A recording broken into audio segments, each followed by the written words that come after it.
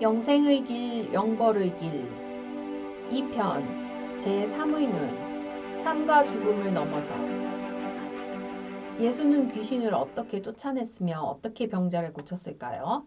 과거를 알 수 없지만 하나씩 살펴봅시다. 현대인의 관점에서 두 종류의 사람이 있을지 모르니 나누어 봅시다. 정말 귀신이 들린 사람과 자신이 귀신이 들렸다고 생각하는 사람. 먼저 귀신이 들리지 않은 사람, 즉 병자일지도 모르는 사람들의 이야기부터 확인합시다. 귀신이 들렸다고 생각하는 병자를 고친 기적. 첫째, 예수는 왜 주위에 귀신을 쫓아내거나 병을 고쳤다는 소문이 퍼지는 것을 경계했을까요? 예수는 필요한 사람이 있을 때 외에는 병자들에게 주위에 알리지 말라고 했습니다. 예수께서 그들의 눈을 만지시며 이르시되 너희 믿음대로 되라 하시니 그 눈들이 밝아진지라. 예수께서 엄히 경고하시되 삼가 아무에게도 알리지 말라 하셨으나 그들이 나가서 예수의 소문을 그 온 땅에 퍼뜨리니라.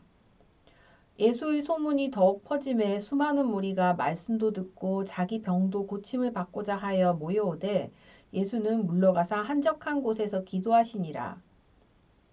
둘째, 예수는 자신이 특별한 능력으로 귀신을 쫓아냈다고 말했나요? 아니면 그 사람의 믿음이 그를 구하였다고 말했나요?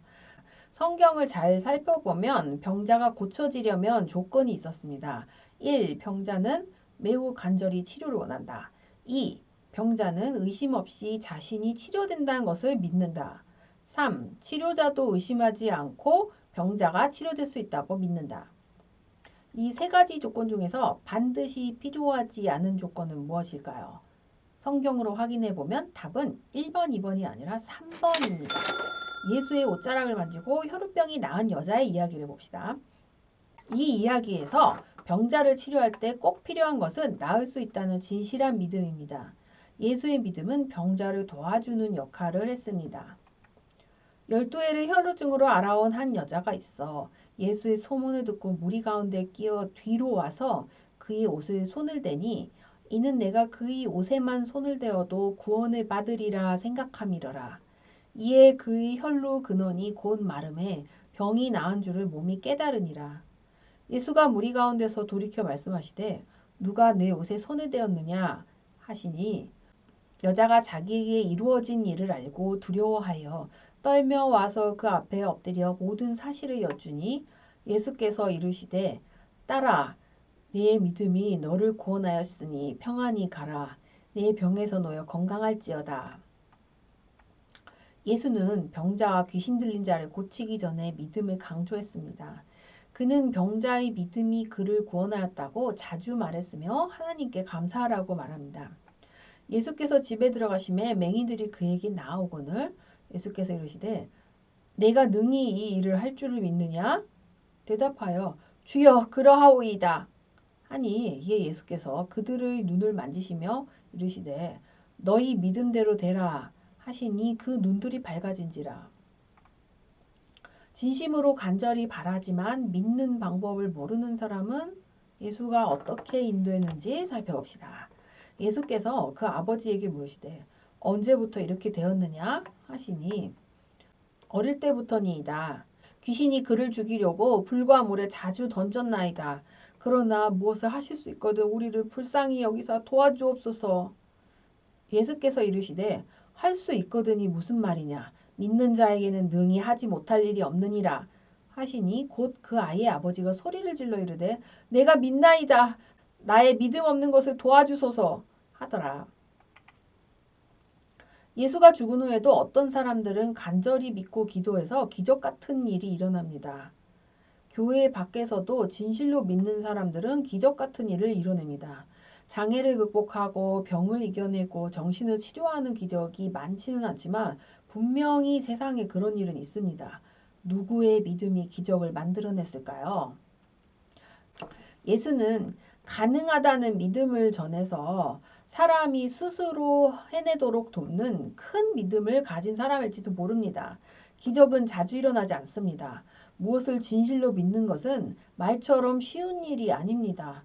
주변에서 불가능하다고 믿고 있으면 자기 믿음을 지키는 것은 한층 더 어렵습니다. 가능하다는 본인의 믿음이 주변 사람의 믿음을 깰 만큼 커져야 성공합니다.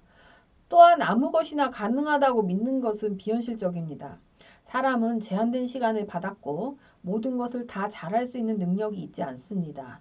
자신이 무엇을 할지 스스로 결정해야 하고 그 결과도 스스로 책임져야 합니다. 이 현상에 대하여 선생님과 학생의 관계로 예를 들어보겠습니다. 한 선생님이 두 학급을 가르치고 있다고 가정합시다. 한 학급에는 해안가에 사는 학생이 많았고 다른 학급에는 산에 사는 학생이 많았습니다. 선생님은 바닷가 환경이 두뇌 발달에 더 좋다는 비이성적인 생각을 믿고 있습니다. 선생님은 자신도 모르는 사이에 해안가 학생들에게는 긍정적인 태도로 수업을 하고 산에서 온 학생들에게는 역시 문제야 라는 부정적인 태도로 수업을 했습니다. 같은 문제를 틀려도 해안가 학생에게는 노력하면 풀 수 있어 라고 말하고 산지 학생에게는 또 틀렸니? 라며 한숨을 쉬었습니다. 학년만 시험에서 해안가 학생들이 더 좋은 결과를 보였습니다. 선생님은 역시 바닷가 학생들이 똑똑해 라는 믿음이 더 강해졌습니다. 그런데 한 학생이 산에서 살지만 전교 1등을 했습니다. 선생님은 물었습니다. 너는 어떻게 1등을 했니? 저는 제가 산에서 자란 것이 문제라고 생각하지 않습니다. 저는 노력해서 이 결과를 얻었습니다. 그렇지만 선생님은 중얼거렸습니다. 아무래도 예외적인 학생인 것 같군. 예수의 기적은 출신, 성별, 민족, 인종차별을 깨는데 도움이 될지도 모릅니다. 기적을 이루게 하는 힘은 우리 내면에서 나옵니다. 거짓 선지자들이 나타나서 기적을 보여주더라도 이제 여러분은 속지 않을 수 있습니다. 자신이 나을 것을 진실로 믿는 마음이 병자들을 치료했습니다. 예수는 그들을 인도하는 사람의 역할을 했습니다. 병원에서도 환자를 치료하려는 의지가 있는 의사와 자신이 회복할 것을 믿는 환자가 만났을 때 치료 효과가 더 올라갑니다. 거짓 선지자와 재림 예수는 어떻게 구분할까요?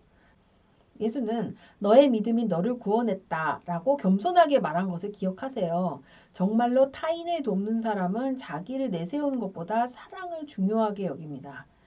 만약에 은근히 자기 능력을 보여주기를 바라는 성직자가 있으면 그가 어떤 사람인지 꼼꼼히 살펴봐야 합니다. 그런데 또 여전히 신기한 점이 남습니다. 예수는 병자가 간절히 바라는지 치료될 수 있다고 정말로 믿는지 그 마음을 어떻게 알아봤을까요? 믿으려고 노력하면 모든 사람을 다 구할 수 있는 걸까요? 하나님이 부르셔서 죽을 때가 다가온 사람은 겉보기에는 살고 싶다고 말하더라도 어쩌면 마음 한구석에서 죽음을 이미 받아들이고 있을지도 모릅니다. 그들은 자신이 정말로 살 수 있다고 믿는 사람과 어딘가 태도가 조금 다를지도 모릅니다. 결국 어떤 사람들은 우리의 곁을 떠납니다. 귀신이 들린 병자를 고친 기적. 왜 예수에게는 다른 사람들이 안 보이는 것이 보일까요? 예수는 귀신을 어떻게 보았으며 어떻게 쫓아냈을까요? 부처, 예수, 무함마드 3명은 모두 내세를 인정했다는 공통점이 있습니다. 인자들이 죽음 이후의 세상을 말했다면 그들은 죽어서도 무엇을 본 것입니다. 죽음 이후의 세상을 보는 눈은 육체의 눈이 아닙니다. 육체의 눈으로 본 것이 아니라면 보이는 것은 육체의 눈으로 보는 것과 다를 것입니다. 각 짐승의 눈에 보이는 것도 눈의 구조에 따라 다르게 보입니다. 만약 살아있을 때에도 죽어있을 때에도 무엇인가 보이는 사람이 있다면 그 사람이 아직 죽지 않은 사람과 시신을 구분하는 것이 이상할까요? 그에게 천사, 귀신, 영혼이라는 각종 이름이 붙은 존재들이 보이는 것은 불가능할까요? 그러나 우리들 대부분은 육체의 눈으로 보는 것 외에는 보이지 않으며 내세가 있다는 것을 증명할 방법도 모릅니다. 인자들은 과거나 미래에 대한 이야기도 합니다. 예수는 아브라함이 자신의 때가 올 것을 보고 기뻐했다고 말했습니다. 무함마드는 메카에 있는 자신이 승천하여 예루살렘으로 날아가서 아브라함과 모세, 예수를 만났다고 했습니다. 부처님은 수차례의 전생에 대해서 이야기했으며 아소다라를 전생에서도 만났다고 말했습니다.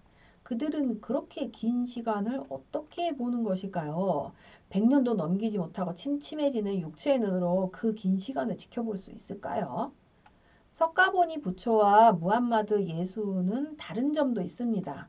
부처님은 전생에 대하여 많이 말씀하셨고 예수와 무함마드는 미래에 대하여 많이 말했습니다. 석가모니 부처님은 전생에 대한 힌두교 지식이 전수되던 지역에서 태어났습니다. 예수는 영적으로 사람을 치유하는 유대교 카발라 지식이 전수되던 지역에서 태어났습니다. 인자들은 환경의 영향을 받으며 각자의 능력과 소질을 개발했을지도 모릅니다.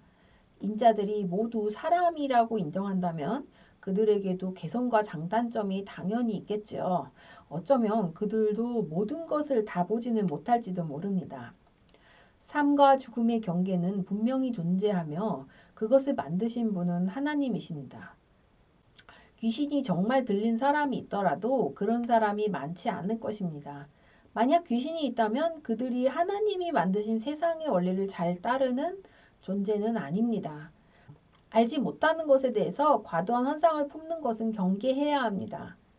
부처, 예수, 무함마드는 모두 기적을 보고 싶어하는 마음 또는 비이성적인 생각을 매우 경계했다는 것을 기억합시다. 순수한 하늘이 눈에게만 보인다는 말은 깊은 명상을 한 자의 눈에는 선한 공덕이 쌓여 천상계에 태어난 신들이 보인다는 뜻이다. 그렇다고 그가 항상 그들을 볼 수 있는 것은 아니다.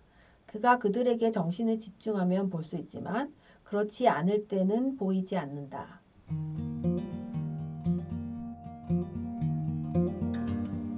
다음 편에서는 부활의 비밀을 추적해 봅시다.